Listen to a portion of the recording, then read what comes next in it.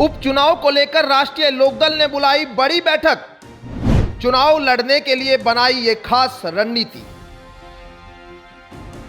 UP में उपचुनाव को लेकर हलचल तेज हो गई है। जहां एक तरफ तमाम राजनीतिक पार्टी उत्तर प्रदेश में होने वाली 10 सीटों पर उपचुनाव को लेकर अपनी तैयारी में है, वहीं दूसरी ओर एनडीए गठबंधन की सहयोगी पार्टी राष्ट्रीय लोकदल ने भी अपनी तैयारी को धार देना शुरू कर दिया है।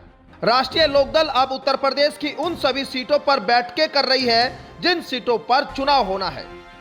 रविवार को भी राष्ट्रीय लोकदल ने मुरादाबाद की कुंदरंकी विधानसभा सीट पर एक बड़ी बैठक बुलाई थी, जिस बैठक में राष्ट्रीय लोकदल ने चुनाव को लेकर कार्यकर्ताओं के बीच जोश भरने का कार्य किया।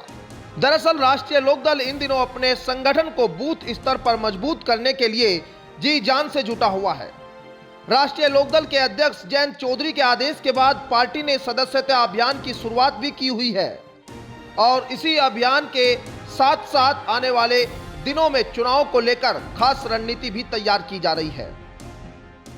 जो आदेश हमारे बड़े मतलब लोकदल का होगा, हम उस पर बुरी तरीके से संगठित होकर काम करें।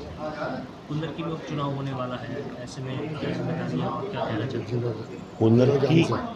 कुंदरकी चुनाव होने वाला, जो भी प्रत्याशी यहाँ पर आएगा आरएलडी में, आरएलडी का आए या किसी और एनडीए का आए, हम उस पर उसका पूरा सहयोग करेंगे और सीट जिताने का काम करेंगे। लोकसभा चुनावों में जो है मुसलमान एनडीए से नाराज दिखा और यहाँ हम देख रहे हैं कि पार्टी के आपके साथ जो है वो मुस्लिम से आ गए हैं, तो क्या कुंदरकी पे इसका प्रभाव पड़ेगा?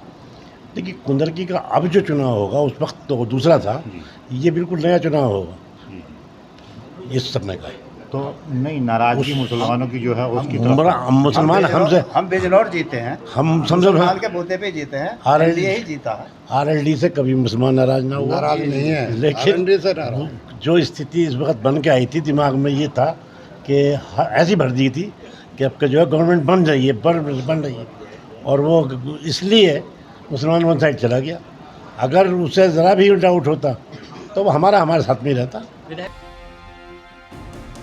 आपको बता दें, लोकसभा चुनाव के दौरान उत्तर प्रदेश में बीजेपी को बड़ा नुकसान हुआ है।